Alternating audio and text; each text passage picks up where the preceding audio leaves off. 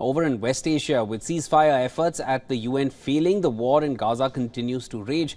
The US has squarely blamed Russia and China for the ceasefire resolution at the UN failing, through calling their veto move pure politics.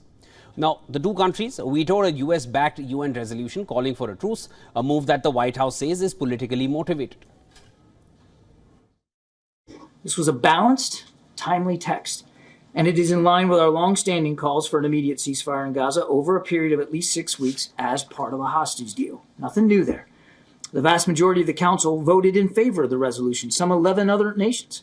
Unfortunately, Russia and China vetoed it. That was hardly a surprise. They'd rather shoot down something that we authored simply because we authored it, rather than consider the strength of what it called for, with overwhelming Council support. The showdown comes as the US has before this vetoed ceasefire resolutions not once but thrice. Russian ambassador to UN has said that they are in line with wanting a ceasefire. However, he criticized, quote-unquote, the diluted language used by the Security Council. Meanwhile, United Nations Chief Antonio Guterres is set to visit the Egypt-Gaza border city of Rafah on Saturday. The visit is a part of the Secretary General's annual Ramadan solidarity trip.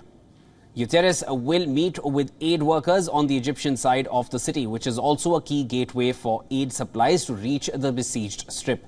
He is also slated to visit Egypt's El Arish hospital, which sits close to the Gaza border. Israel has also reiterated that it will attack Al-Shifa, which is the largest medical complex in the strip, where most medical facilities have been flattened by Israeli bombardments. Now, ahead of the ceasefire vote in UN, US Secretary of State Antony Blinken visited Tel Aviv in hopes to expedite truce talks. Friday's visit was aimed at mounting pressure over Prime Minister Netanyahu to stop the war. Around 1.5 million people are crowded in Rafah at the moment as they take shelter there because they have been displaced from the rest of the Gaza Strip. The US Secretary of State Blinken added that there was no way for the Hamas civilians to escape the offensive in Rafah if Israel goes ahead. Listen to this. It risks further isolating Israel around the world and jeopardizing its long-term security and standing. So we're looking forward to having Israeli officials in Washington next week to talk about a different way of achieving these objectives that we share, of defeating Hamas and ensuring Israel's long-term security. It really requires an integrated humanitarian, military, and political plan. During his visit, Blinken met with anti-war protesters in Tel Aviv. Video footage showed the families of hostages and other demonstrators thanking the US Secretary of State for continued ceasefire efforts.